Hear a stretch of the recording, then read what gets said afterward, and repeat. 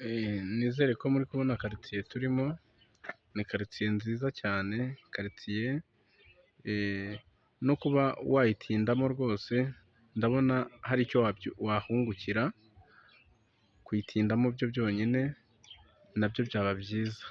Ni ahantu heza cyane, no kuhanyura hari akantu wiyumvamo gahindutse muri wowe, ni ahantu heza. Ibaze rero ubaye uhatuye, ubaye uhatuye, ngira ngo icyo kintu uracyumva. Ni ahantu heza rero hari kugenda hatera imbere mu buryo bumwe cyangwa ubundi. Murabona inyubako zigiye zihazamuye, ni inyubako nziza cyane zinogeye ijisho, ni karitsiye nziza pe! Ni karitsiye nziza cyane tubazaniyemo inzu ya kadasiteri ihagaje miliyoni 77, akaba ari cya giciro ushobora kuza ukanegosiya na nyiraho akaba yakugabanyiriza se, cyangwa wakumva bihwanye ukamwishyura.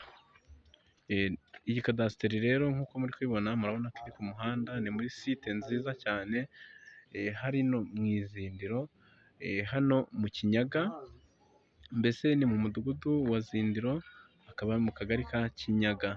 Reka tuhabereke iyi kadasiteri nawe uyirebe, urebe ukuntu imeze mo imbere. Kubera haba harimo abantu b'abapangayi, inzu yaha iba iri gukodeshwa amafaranga ari hejuru y'ibihumbi 400. Kubera iri birimo abapangayi, ntabwo tujya tubasha kujya mu mazu mo imbere, ariko muba mubona yuko ikozwe muri bwa buryo bugezweho busirimutse. Aha hantu rero reka tuhakwereke, turagerageza dukoresha uburyo bushoboka ku buryo uhareba uko ushoboye.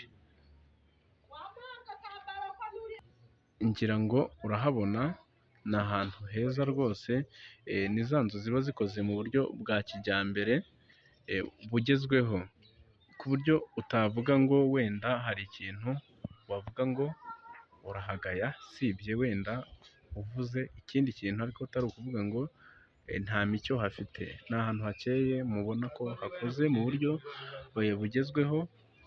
Nk'aha ni imbere kuri yo, ni imbere yaho, murabona ko uyivuyeho ujya ku muhanda bisanzwe. Ni inzu nziza rero idakwiye kugucika, hano i Kinyaga, mu Kinyaga, mu Izindiro. Murakoze rero, turabashimiye kandi mugire ibihe byiza.